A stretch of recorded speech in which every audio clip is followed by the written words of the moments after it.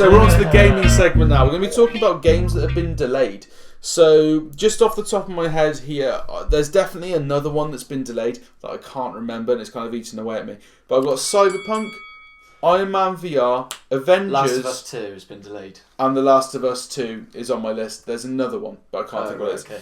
I thought I smashed it, but... You haven't smashed it, unfortunately. So, massive amount of games are being delayed recently. One of which, in Cyberpunk, is massive. Because a lot of people were, basically planning their whole year around that. I know people from work who have booked time off to play Cyberpunk. Because they were so excited for it. And they're like, can I change my holiday? Because I want to change it to September now. I'm like, I've already got September booked off. Unlucky. Not to play Cyberpunk, by the way. But have you actually got a holiday for September? Yeah. Oh, okay. For New York. I was going to say, hopefully. What you should do is be like, you can have it for £300, £200. You can have it for let's say 500. That might cover my cost of the PlayStation 5. Yeah. So these games being delayed. Part of me thinks that there just shouldn't be release dates anymore because it feels like something's getting delayed every day at the moment, and people are very much memeing the fact that 2020 is the year of gaming delays. But is it for the best? On the face of it, do you think it's the best? I understand. Sorry, you just asked me. I understand it's frustrating, but I would say it's for the best. Yeah, I would say it's better to let people down and have a good game than to release it. Although there's also, now it's so easy to update a game, it's kind of like, well, you may as well release it. But the argument there is, if you look in the last few years of the gaming industry, there's one game in particular that came out two. I'll just talk about two. No Man's Sky again.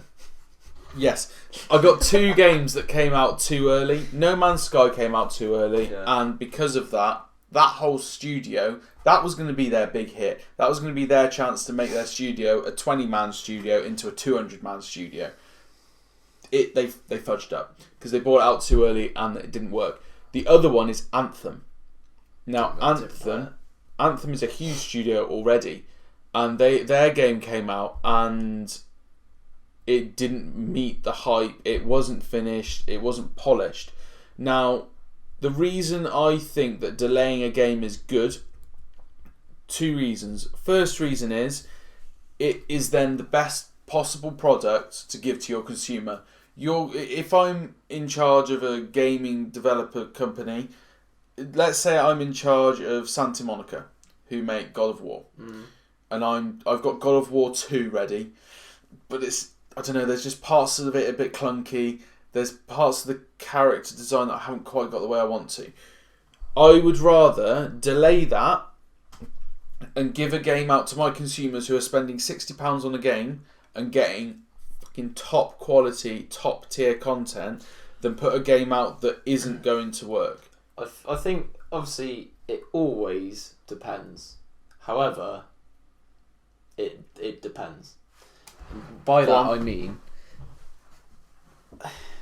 if say the storyline isn't quite right, fair enough. Yeah. Because if it's a single game, a single player game, that's literally why you buy it. Yeah. If a few of the graphics aren't quite right, that could be a minor detail. If, for example, it's COD and the servers aren't ready, fair enough. Yeah, you can't push if that. Call of Duty single player wasn't right, I think they'd still release it and then maybe update it. I wouldn't see that as being a problem because COD, the majority of their game-based players are multiplayer. A different thing with COD though is there's 3 companies working on COD, and they work on a 3-year cycle. It's not even years anymore. It's 3 iteration cycle. Yeah. So they're kind of always ready. It wouldn't surprise me if the new COD was already ready to be launched now. Probably. But they're delaying it just because they're on that cycle. Like the ones that you mentioned earlier, Last of Us is a game that I've pre-ordered. I was annoyed that it got pushed back to May. See, I'm not, because now it's just after my birthday and I can't wait. So initially I was annoyed, whereas now I think of it and think, well, the first one was so good that if it's got to be worked on a bit more to ensure that either one, it's similar or better, level, I'm fine with that. And you trust those developers because they have made The Last of Us. They made Uncharted. They know exactly what they're doing. Naughty Dog know exactly what they're doing, and I trust them to have made the right decision. I think the point you made earlier was the best. Like, yes, there should be a release date because you want to get the hype. You want people to be looking forward to something, but is it? Yeah, are you going to get to a point where people are like, I'm not going to say when this is coming out until a month before, and then do a massive month of advertising. One thing that's what Bethesda, Bethesda, Softworks, is it? Software. With Skyrim, I think it was. They announced that it was coming out. Yeah. And they said, like, well, it would have been, 2015, 16 or something? Yeah. I had it on pre-order for about 18 months. But I'm pretty sure they only released any information on it like a month before release. Yeah. Or like couple of weeks before release. Does that include a release date? So then you sort of think, well, is that the best way of doing it? Do you just say, look, it's going to be out in say you think it's going to be late 2020, fall 2020, it's going to be 2021. No, I would say. Would you rather it got brought forward or pushed back?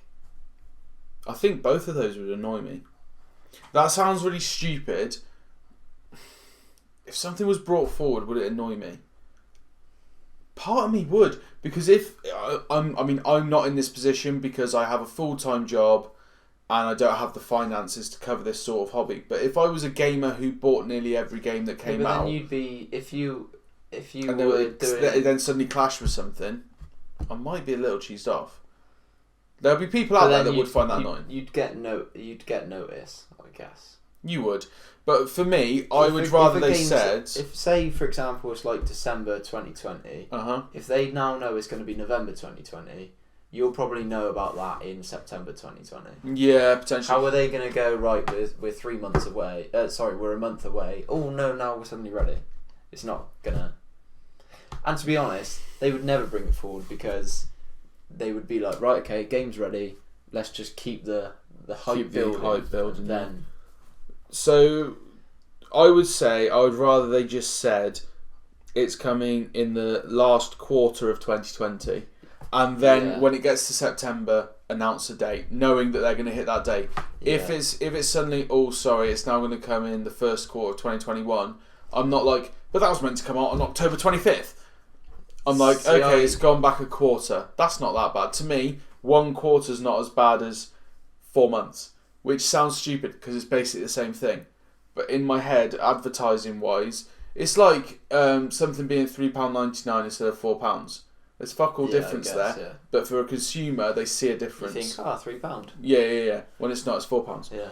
But so the second reason, I've given my first reason, the fact that the game will be ready and better for the consumer. Yeah. My second reason is this. I don't know if you're as in the gaming sort of news sphere as much as maybe I am with the podcasts I listen to and stuff. Yeah. But one thing that's been not necessarily covered in the news widespread, but it's definitely something that is within the little sphere that is gaming, is the crunch.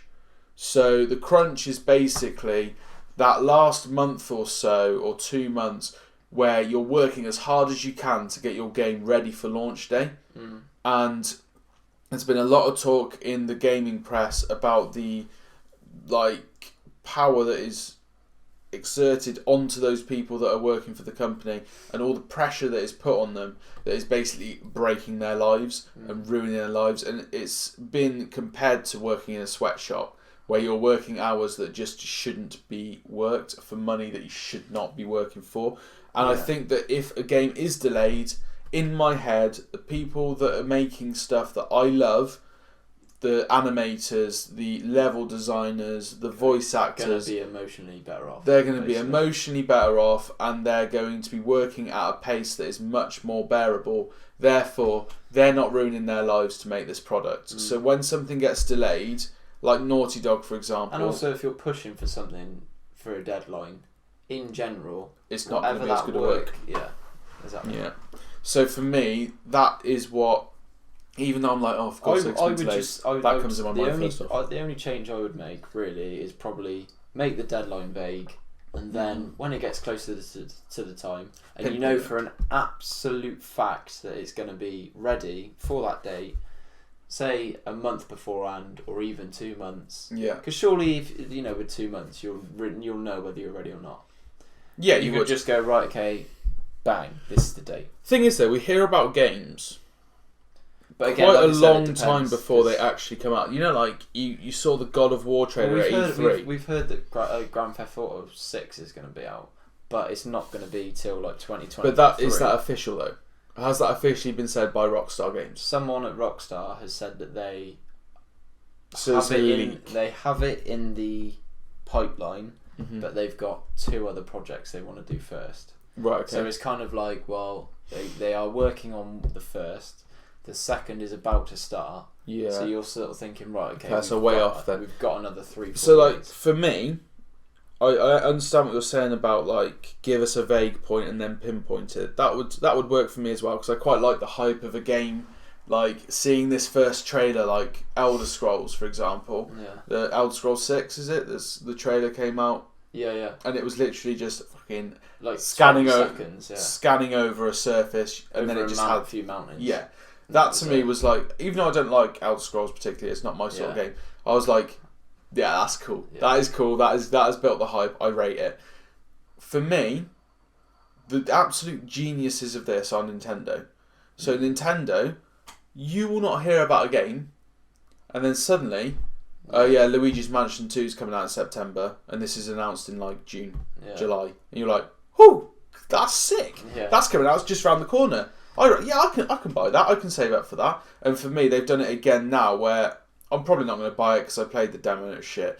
But the Pokemon Dungeons that is coming out in February was in the Pokemon Direct like 2 weeks ago. Yeah. So like they went, oh yeah, here's a game that's coming out, by the way. You can buy this in February. The demo is ready to download now, and people are like, get in there, that's sick. And they're like, suddenly they're all jumping on the train. So I think if people want to do like this, not a shadow drop, not to the point where you're dropping it and it's out now, but like announce a game when you know you're going to hit. The only thing with that is obviously, like you say, people need to be able to afford it.